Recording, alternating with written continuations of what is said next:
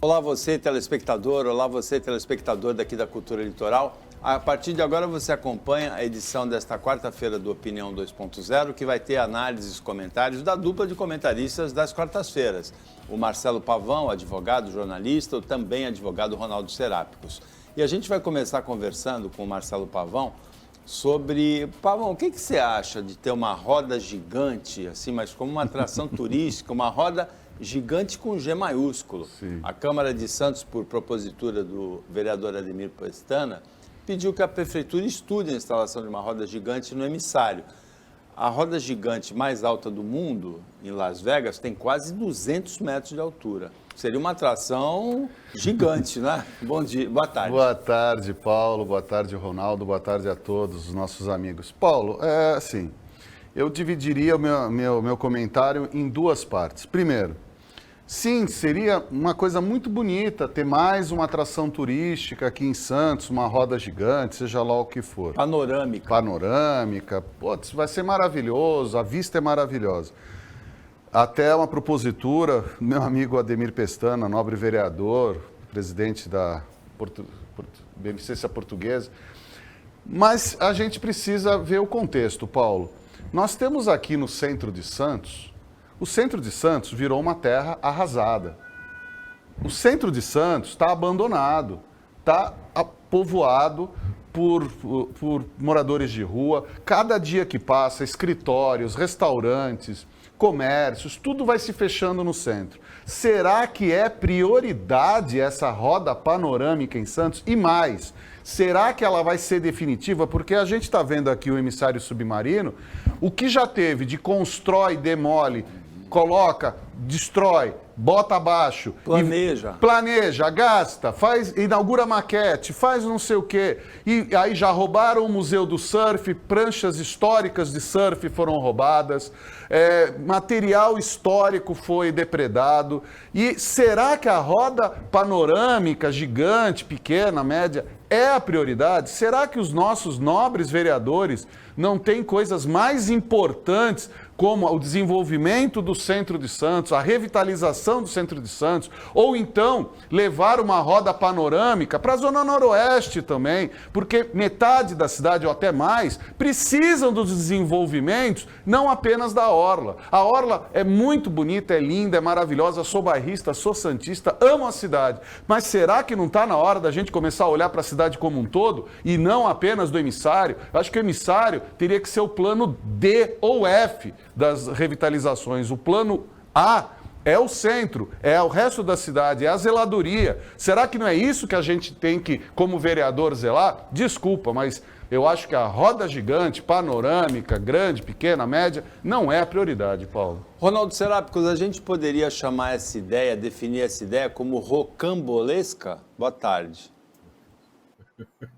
Boa tarde, Paulo Schiff. Boa tarde, Marcelo Pavão, a todos os telespectadores do Opinião.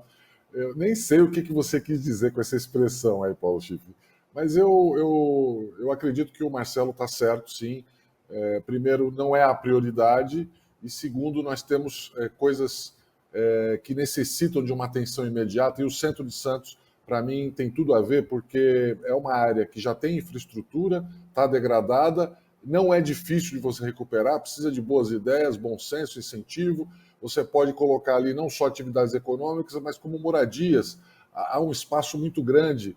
Então tem que haver um esforço concentrado do poder público para aquilo lá. O centro é fundamental hoje para o desenvolvimento de Santos para os próximos anos, ao lado do porto. Mas a gente pode ter algumas iniciativas, Paulo, paralelas, desde que isso seja feito através de parcerias.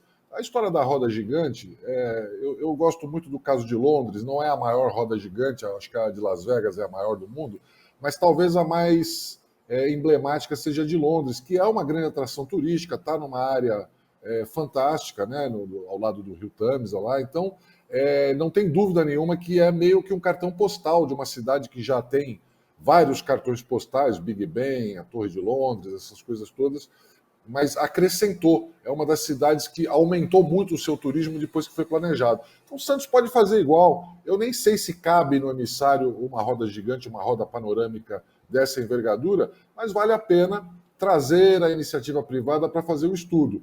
O Marcelo tem razão nesse sentido. O poder público não pode mais gastar dinheiro nem esforço com planejamento. Mas você pode apresentar a proposta para a iniciativa privada. Precisa só ver como é que isso se encaixa do ponto de vista legal. Mas, com certeza, a atração turística daqui para frente, você tem que colocar na mão da iniciativa privada para ela desenvolver, cuidar, tratar e assumir os custos, né? Assumir o risco disso. Eu lembro de uma outra ideia ainda mais original para o emissário submarino, que era do professor Wilson Santoni. Ele era o diretor do curso de turismo da Unimonte na época, hoje é a Universidade de São Judas, campus Unimonte. O Wilson Santoni já morreu. A ideia dele era colocar uma bola de futebol gigante. De repente, a Nike ou a Adidas patrocinariam, né? Ficaria como uma referência do futebol, a maior bola de futebol do mundo no emissário submarino, a ideia do professor Wilson. Sim, Paulo, todas essas ideias... Será que a Nike ou a Adidas patrocinariam uma bola desse Eu acho que sim. Eu acho, Paulo, o que precisa no Brasil chama-se segurança jurídica. Do âmbito municipal ao federal, o que os investidores precisam é segurança jurídica. Se vem uma Nike, uma Adidas, uma Puma, seja lá qual for a empresa, e faz uma bola gigante, eles precisam ter certeza de que aquilo que eles vão investir vai ficar. Porque, por exemplo, foi feita toda uma obra, pista de patins, lembra aqui no emissário? Pista de patins, obra da Tomiotaki, mas estava lindo aquilo lá, Museu do Surf, e de repente passaram o trator em tudo. A obra da Tomiotaki ficou. Tá, mas tá tudo lá, como é que está hoje? Hoje está com tapume. Tá com tapume. Então, assim, qual é a situação? As pessoas, os empresários, eles querem investir no Brasil.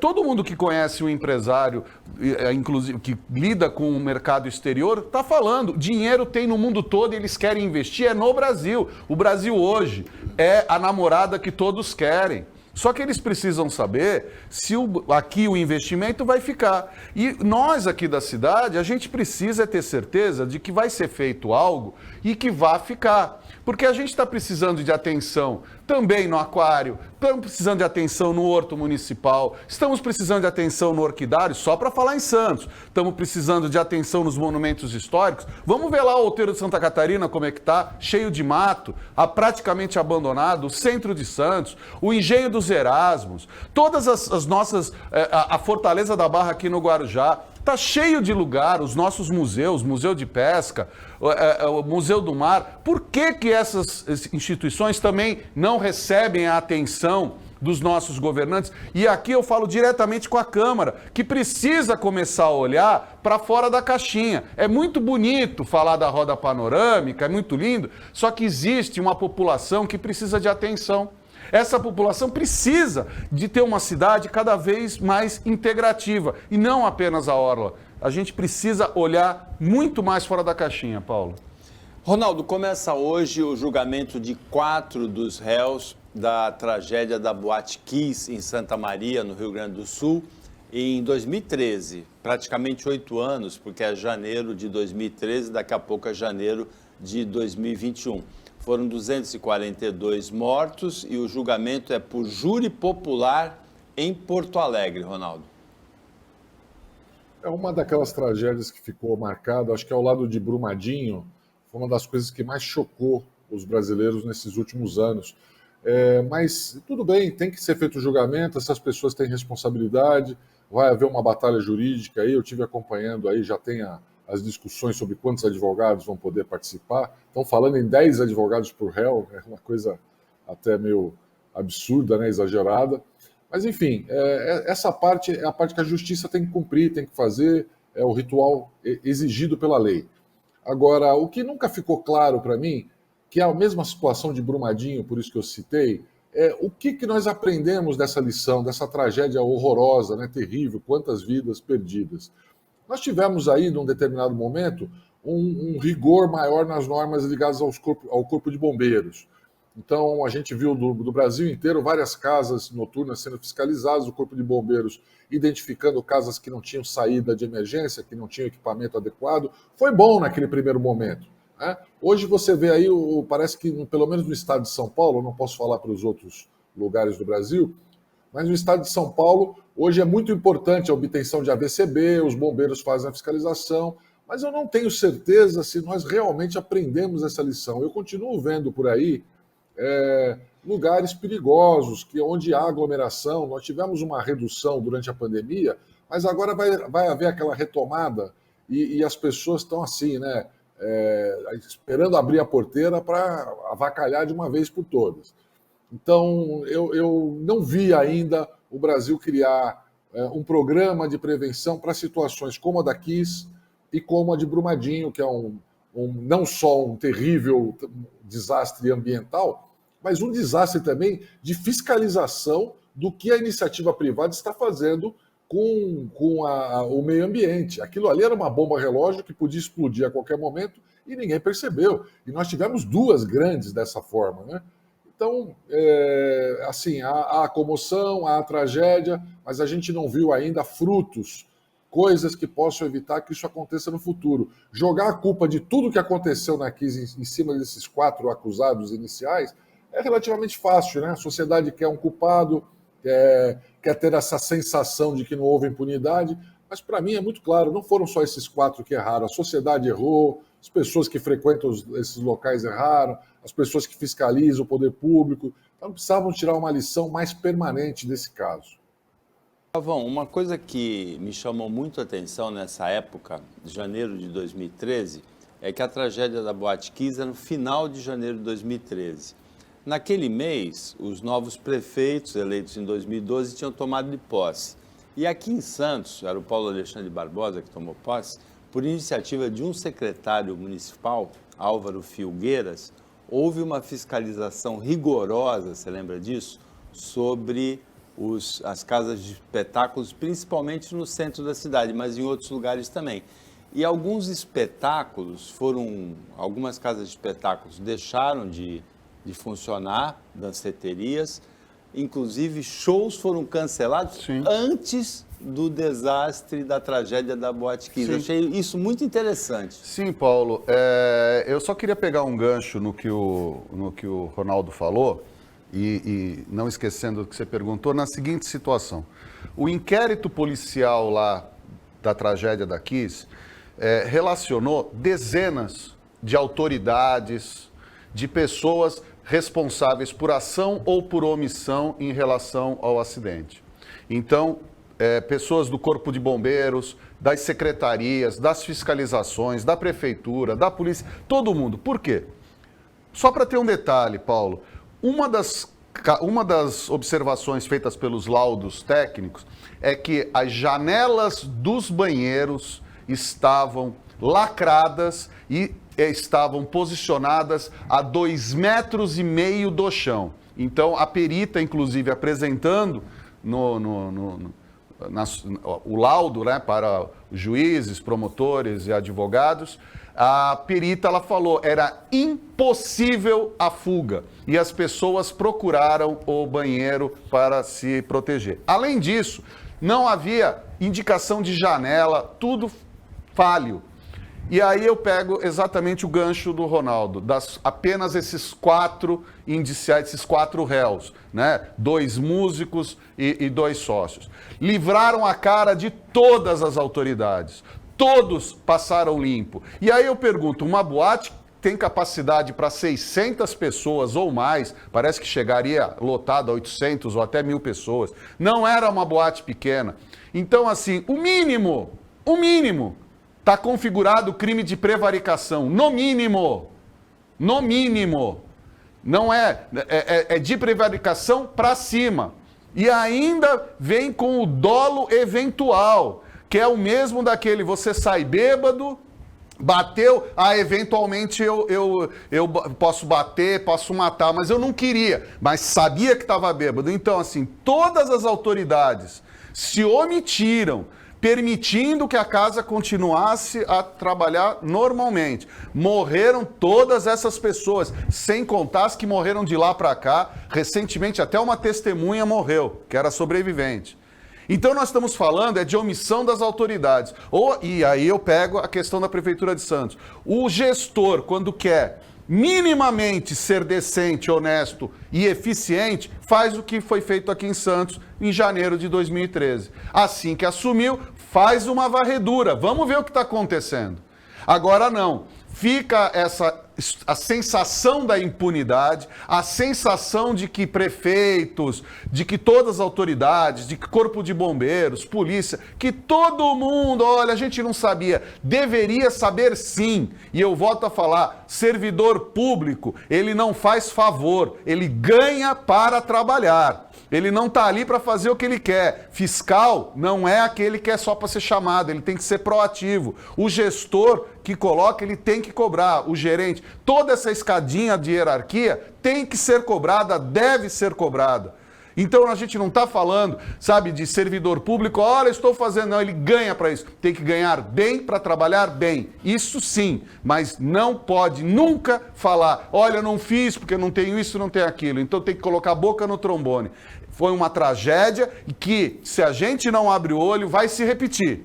Porque depois da Boate Kiss, nós já tivemos em outra escala a de Brumadinho, tivemos Mariana, e as coisas vão continuar acontecendo. Então a gente precisa sim ter autoridades diligentes, competentes e enquadradas na lei quando se omitem. No mínimo, eles são culpados por omissão, todos esses, porque eles têm a obrigação de fiscalizar as casas noturnas e onde houver mais aglomeração. É uma tragédia anunciada, como o Ronaldo falou, era uma bomba relógio e outras já devem estar detonadas.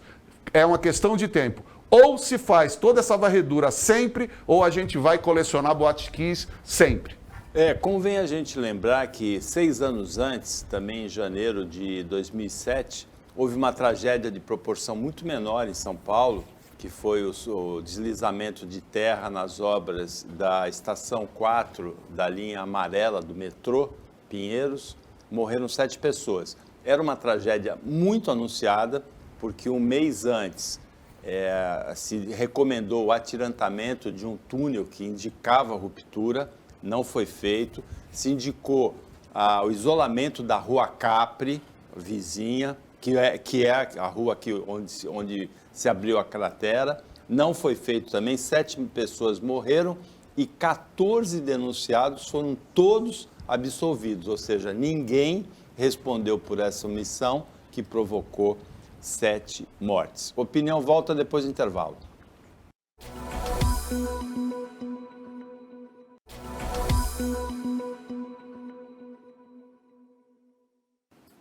Voltando com a opinião 2.0 desta quarta-feira, Marcelo Pavão, advogado, jornalista, o Ronaldo Serápicos, advogado, comentam as notícias com você. Ronaldo, como é que você viu um dos lances da sucessão presidencial ontem, a filiação do presidente Jair Bolsonaro ao PL do Valdemar da Costa Neto, boy, bem conhecido aqui na Baixada porque já foi diretor do Porto, e condenado e preso no Mensalão quando ele era aliado do Lula. Olha lá os dois juntos lá, junto com o Flávio Bolsonaro também. Hoje me perguntaram assim, o Flávio Bolsonaro falou que o Lula é presidiário do lado do Valdemar da Costa Neto. Não dá para esperar bom senso da política e dos políticos que estão em campanha de reeleição. Toda vez que um político tem um cargo muito importante, senador, deputado, presidente da República, a prioridade dele é sempre a reeleição.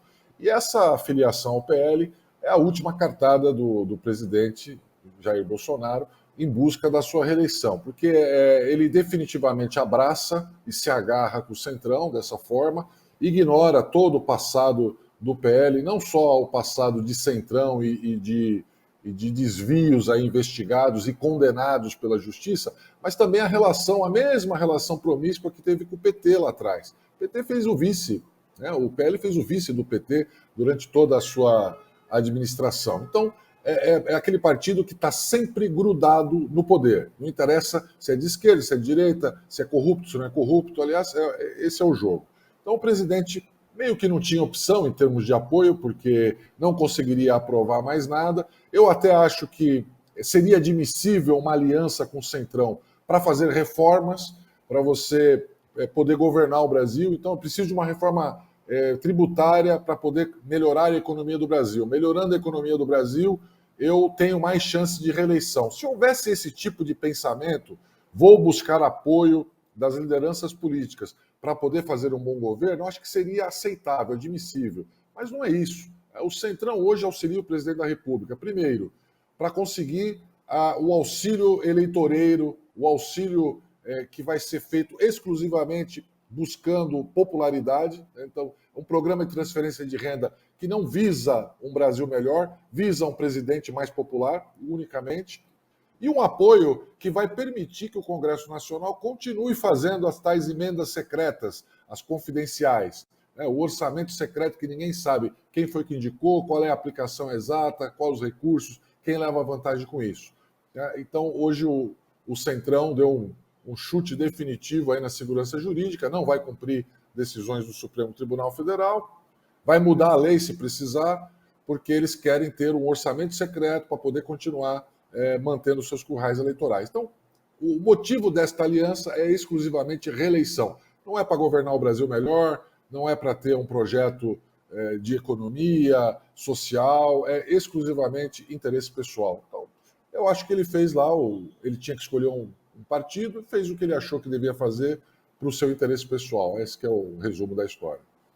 Agora, Pavão, o Ronaldo citou o orçamento secreto. Eu acredito que o orçamento secreto não tenha um futuro muito longo assim, porque ele contraria um princípio constitucional que é o da transparência. E sobre o presidente Jair Bolsonaro filiado ao PL, era mais ou menos, a expectativa não variaria muito, né? Ou PL, ou PP, ou PTB, um partido com esse perfil, né? Sim, Paulo. Já que saiu do PSL, que depois virou União Brasil, né? Juntou com o DEM.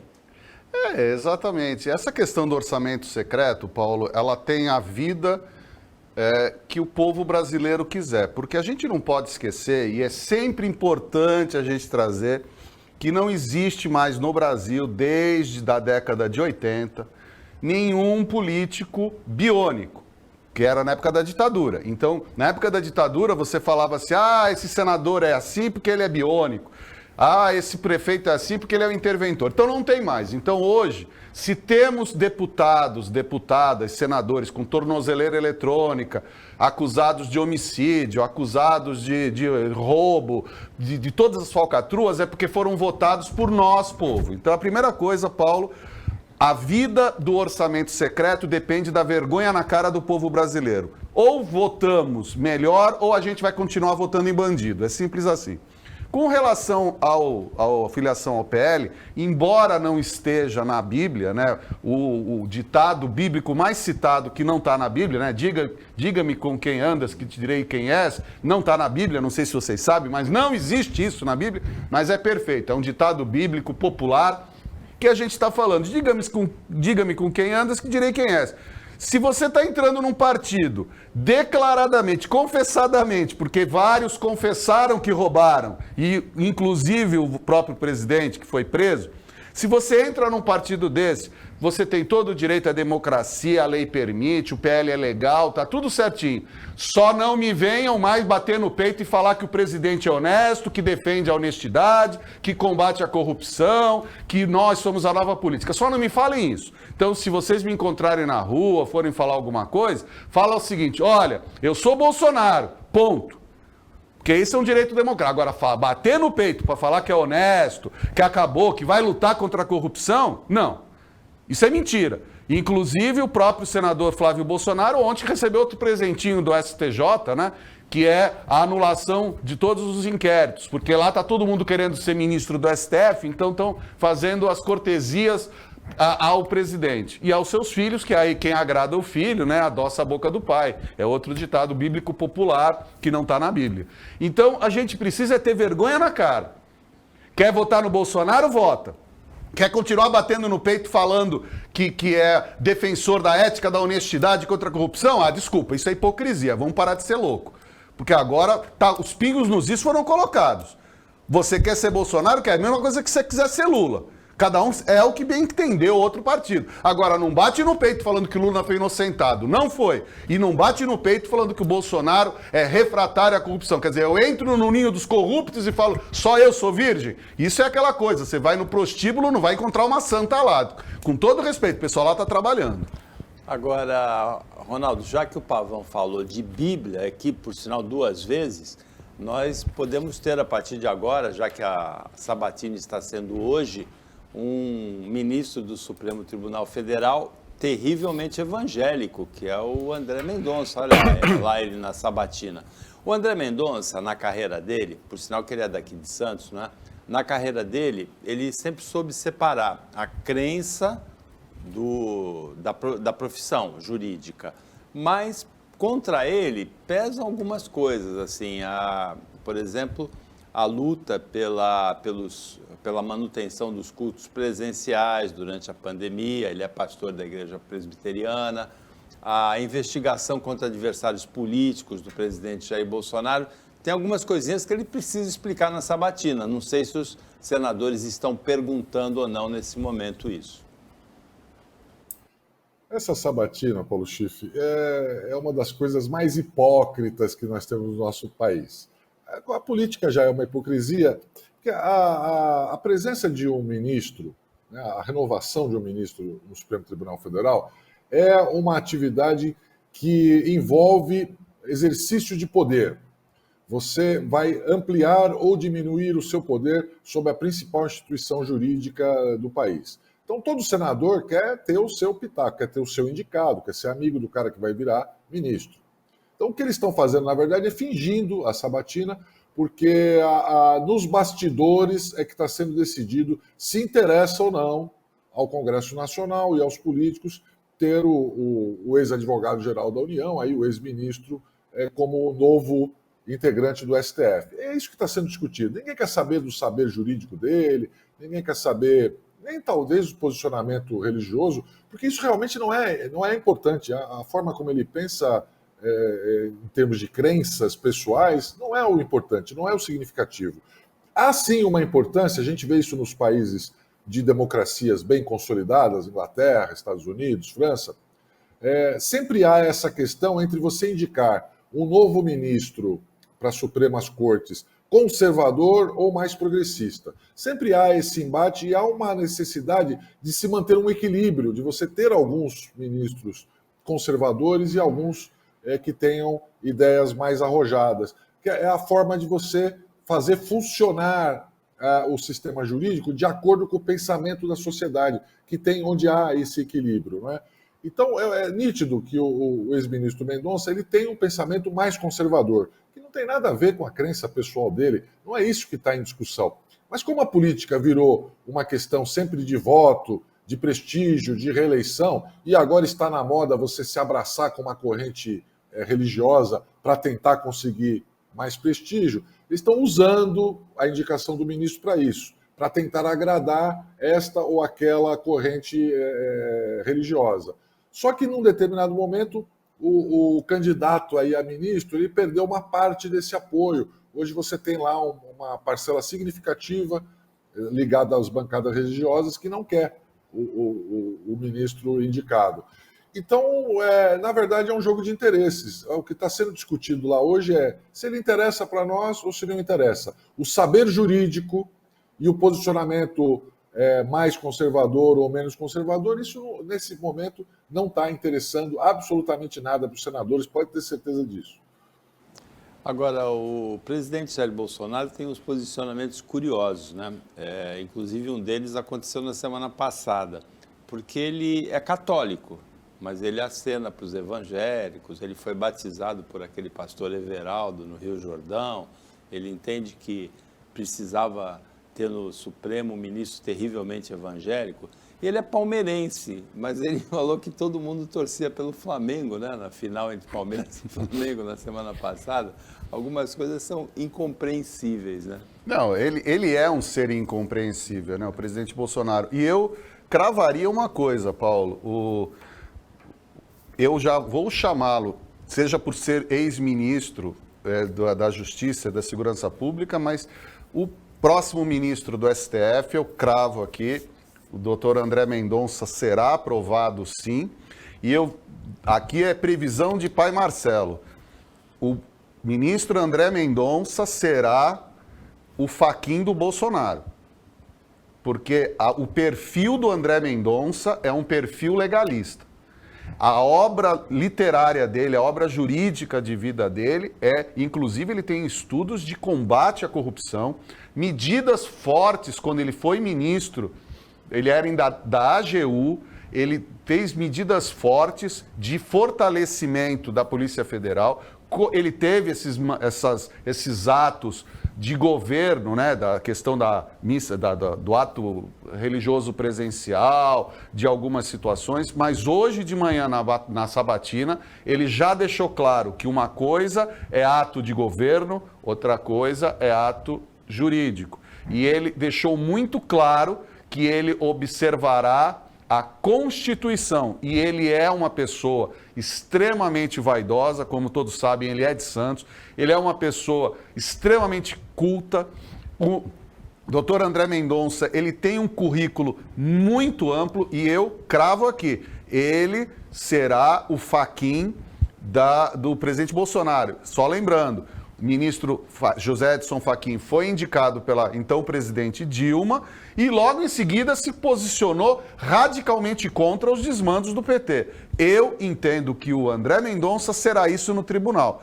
E para a gente não ficar achando essa história de conservador ou não, e eu concordo, quem é o maior cabo eleitoral do André Mendonça no STF é José Dias Toffoli. O cara que é identificado, é a cara do PT no STF. Então, assim, eu acredito que o que vai acontecer com o André Mendonça é o que deveria ter acontecido com o Bolsonaro ser eleito. Fez festa, brincou, falou todas as asneiras, assinou o termo de posse e mudou. Não, o presidente Bolsonaro continuou fazendo besteira, mas eu acredito e confio que o ministro André Mendonça será totalmente diferente e vamos nos surpreender, porque ele não é fácil de entortar. E eu acredito que ele será nomeado com ampla vantagem e será um excelente ministro. Bom, a gente está anotando para ver se a bola de cristal do Pavão vai funcionar ou não. A opinião volta depois do intervalo.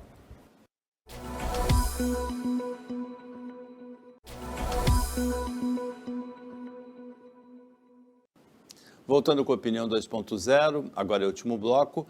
Nesta edição, nesta quarta-feira, o Ronaldo Serápicos, advogado, Marcelo Pavão, advogado e jornalista, analisam as notícias com você.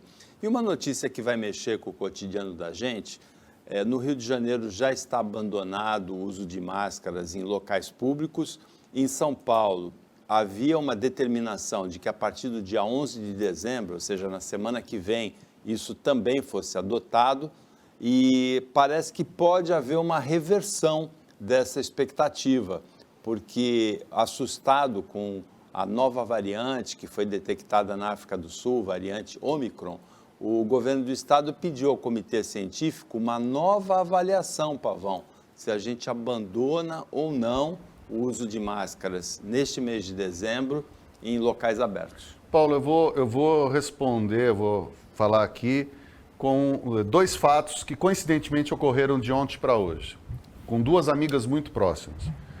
Uma amiga está com o pai e a mãe internados no hospital no interior e o pai, esta manhã, foi desenganado, ele já estava fazendo diálise e foi desenganado com Covid.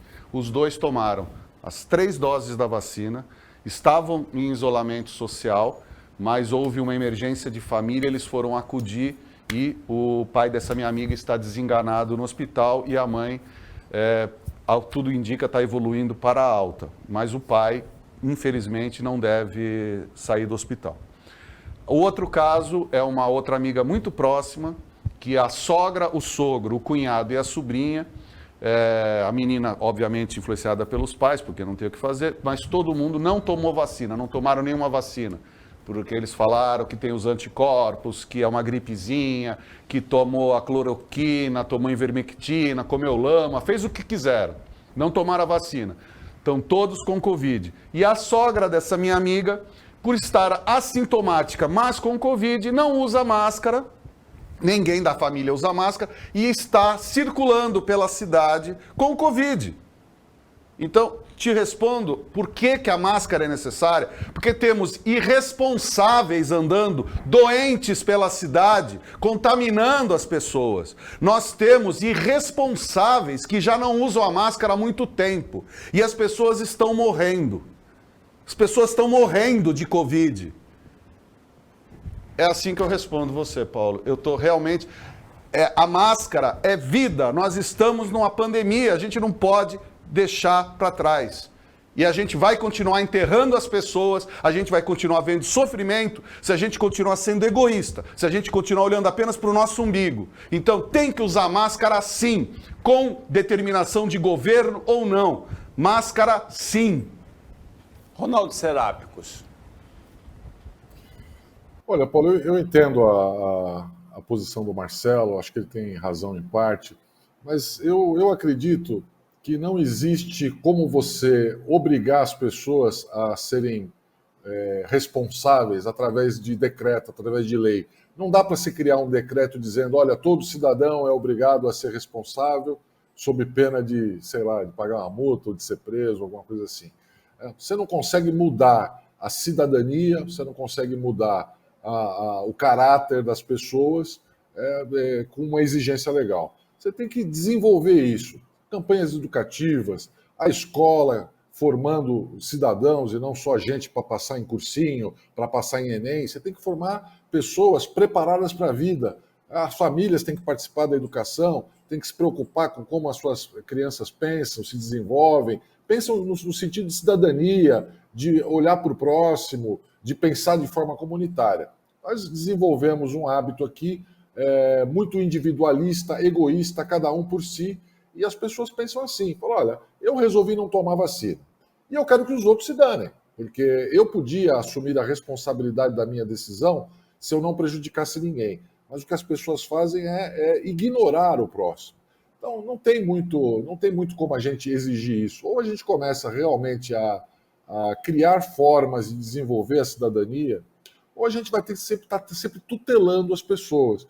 Eu digo isso porque, no caso da máscara, eu acho que a esta altura do campeonato não tem muito mais sentido você obrigar as pessoas a usarem máscaras em áreas abertas.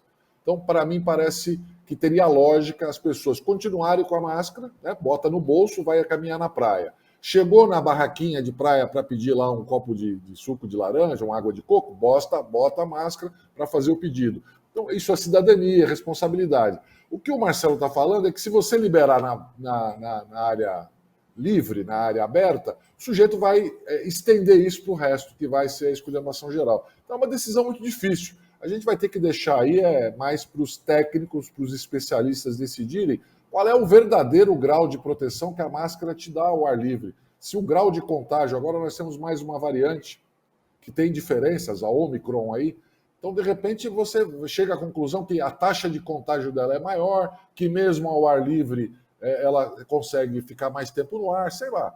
E aí voltamos a usar máscara. O que não dá para a gente ficar chutando, porque para mim ficou claro que para as variantes anteriores não tinha mais sentido usar máscara ao ar livre, para mim o governo estava acertando. É prudente esperar mais um pouco e fazer uma nova avaliação. Tem um caso para a gente analisar agora que é bem característico aqui do nosso tempo. Um zelador de um condomínio, José Menino ali, Canaú, Barão de Penedo, né? Ele despejou tinta azul no sistema de água pluvial, né? Na sarjeta, no ralo, que vai a água vai para o canal. Os canais ficaram azuis, as imagens são impressionantes, azulou a água do canal, tanto da Barão de Penedo como do Canaú.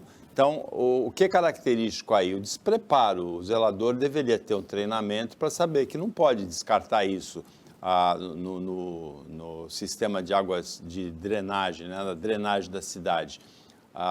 O descarte de tinta, de resíduo de tinta, de resto de tinta, esse descarte na loja onde foi comprado a tinta, né, para ser adequado.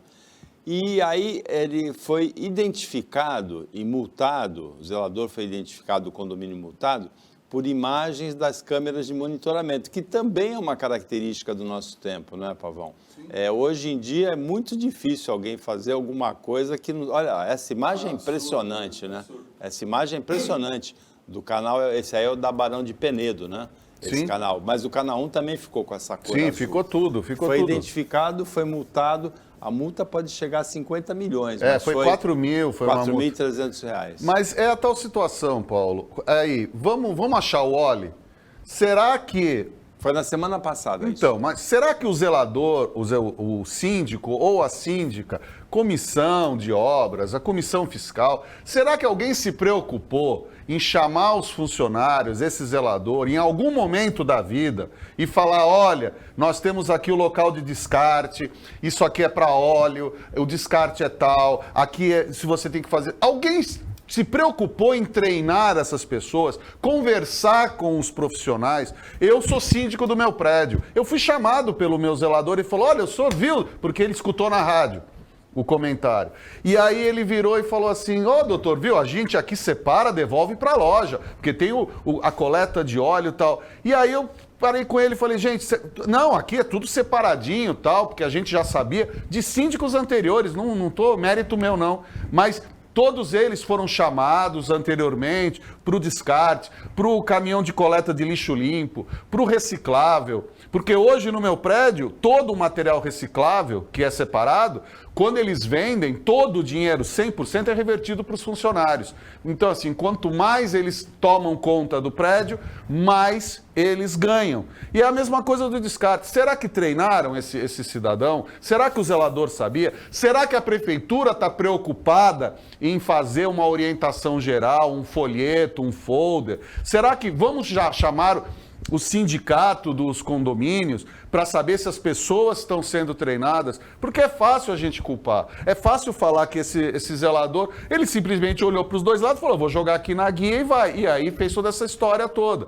Agora, será que a gente não está falhando no treinamento? Será que a gente não está falhando na orientação? Então, eu acho que fica a dica, e a gente tem que começar a pensar nesse dia a dia, porque hoje em dia, ser síndico de um prédio, ser zelador de um prédio, ser administrador de um prédio, é quase administrar uma empresa. Ou até é como administrar uma empresa. Então, você precisa saber o que você está fazendo, onde você precisa pisar, o que você precisa treinar, quais as pessoas que te cercam. Não é apenas dar a multa e ficar, olha, tá tudo por isso. Temos que ver a fonte do problema, treinamento, qualificação, orientação, sempre. Se isso a gente não faz, vamos ter outros disso. E aí a gente volta ao que o Ronaldo já falou quando a gente comentou o caso da tragédia da Boate Kiss, que tem o julgamento começando hoje, né? A consciência ambiental, assim como a prevenção de tragédias, é uma questão de treinamento, de educação, de cidadania, é uma questão principalmente de consciência ambiental, de consciência. Se as pessoas tiverem consciência do prejuízo para o meio ambiente que a atitude pessoal acarreta, provavelmente não vai tomar essa atitude, não é, Ronaldo? Mas esses casos aí, Paulo, eles têm muito mais a ver com cidadania. Esse rapaz aí, ele cometeu esse erro, não é porque faltou educação de meio ambiente, não é porque ele não sabia que ia para o canal, é porque, assim, a rua não é de ninguém. A rua é onde eu jogo as coisas. Um dia desse eu estava andando no Canal 1, os caras saíram de um prédio, 2 caras saíram do prédio carregando um sofá, atravessaram a rua, jogaram o sofá dentro do Canal 1, jogaram o sofá no canal. A prefeitura tem um serviço, recolhe. Se você tiver uma coisa para jogar fora, você vai lá, marca, agenda, vem, é o catatreco, eles pegam as coisas, tem um dia marcado. Para que eu vou ter esse trabalho? Joga na rua. Então esse rapaz, ele não é que ele não teve consciência, não foi treinado, a rua é o hábito. As pessoas estão acostumadas. A rua não é de ninguém.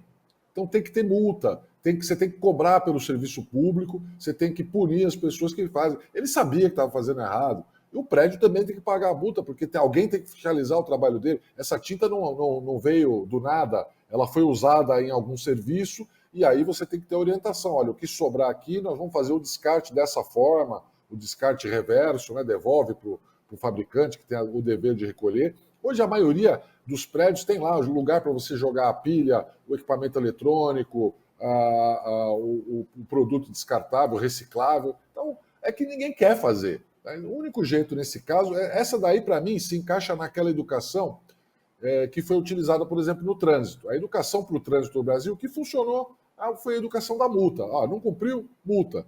Esse cara tem que ser multado, o prédio tem que ser multado, e quem fizer igual e jogar sofá no canal tem que ser multado também.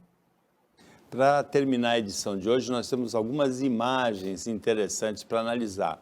A primeira delas, o arco-íris duplo na tarde de ontem em Bertioga. Bertioga ontem, a boa parte da cidade conseguiu assistir a esse arco-íris duplo. Em Santos, as nuvens do tipo mamata, que são difíceis de serem vistas, porque aí é o arco-íris duplo lindíssimo, né, em Bertioga.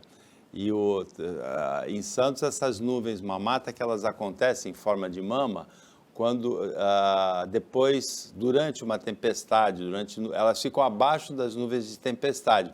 Então, dificilmente elas são observáveis por conta da tempestade. Ontem, como elas estavam presentes, mas não teve a tempestade, deu para observar bem, não é, Pavão? Exatamente, começando pelo arco-íris. Eu quero saber quem lá em Bertioga pegou os 2 potes de ouro, né? Que alguém deve ter ido lá na ponta, lá pegar os 2 potes de ouro. Olha aí que coisa linda em Bertioga. Né? É o mais forte, esse primeiro mais à direita, né? Sim. E na sequência um pouquinho mais tênue o segundo. Lindos, né? lindos. O arco-íris por si só é um fenômeno extremamente lindo em qualquer lugar. Ainda mais com as praias de Bertioga. E essas nuvens aqui, essas mamatas vermelhas, que fica esse céu diferente. E ontem, realmente, eu não cheguei a ver, mas eu cheguei a ouvir comentários. Olha, vai chover, tá fechando, vai chover, mas não choveu ontem. E é um espetáculo maravilhoso, bonito. Aliás, o entardecer aqui em Santos, na Baixada, tem sido, quando o tempo tá limpo, tem sido maravilhoso.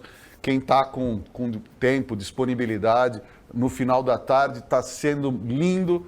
Dá uma paradinha, uma olhada para o horizonte, que dá uma revigorada. Quem não viu, entardecer em Santos está sendo maravilhoso.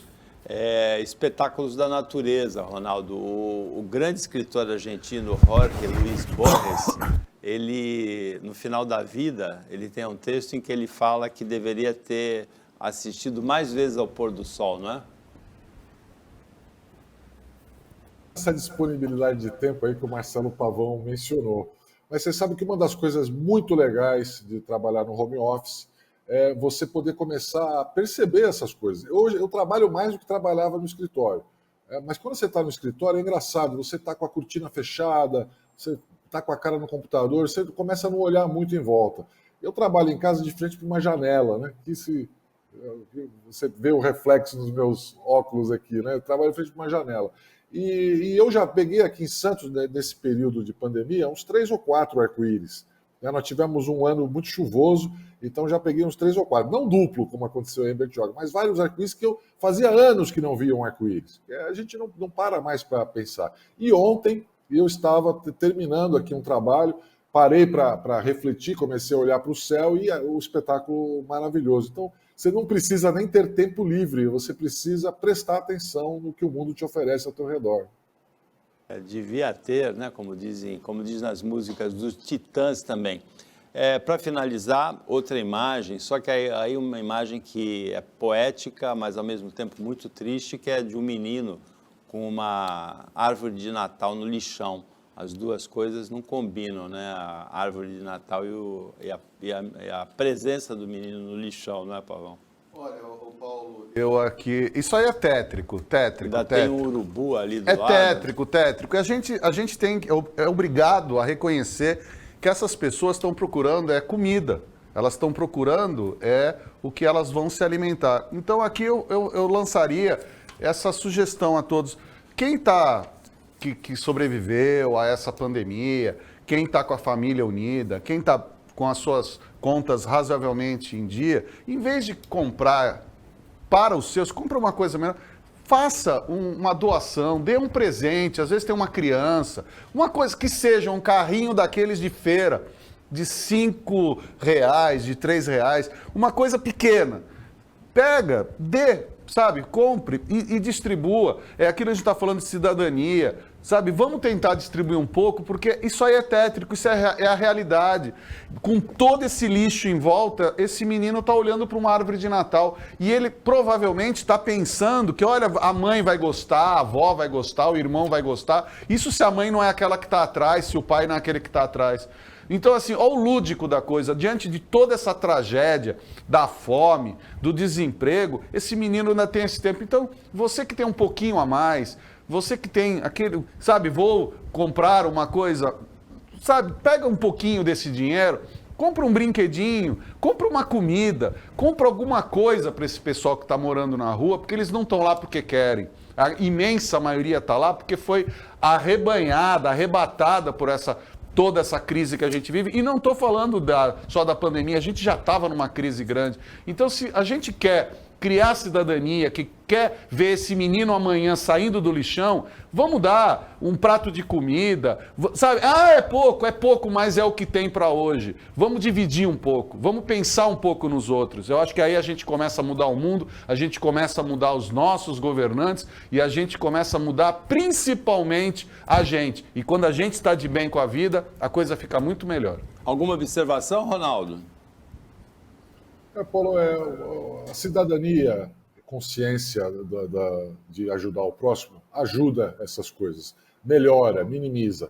Mas para um país acabar, extinguir a fome, ele tem que ser sério, ele tem que ter vontade de fazer isso. O Marcelo falou bem aí no outro bloco, o cidadão tem que escolher melhor o político, votar direito. Você sabe que quando o orçamento não era secreto, né, uns anos atrás, eu tinha o hábito de acompanhar as emendas. Tem uma organização, uma ONG, que faz uma peneira das emendas mais absurdas, emendas de orçamento feitas por deputados e senadores, e a gente achou lá emenda de verba para construir aeroporto dentro da fazenda do pai do político, verba para construir viaduto que, por acaso, ia ligar o empreendimento imobiliário do político, da família dele lá ao centro, verba para aprovar nos órgãos de proteção do patrimônio histórico um prédio que eu só podia construir de 8 andares lá na Bahia, mas vou poder construir de 20, porque recebi uma verba lá para proteção do patrimônio histórico.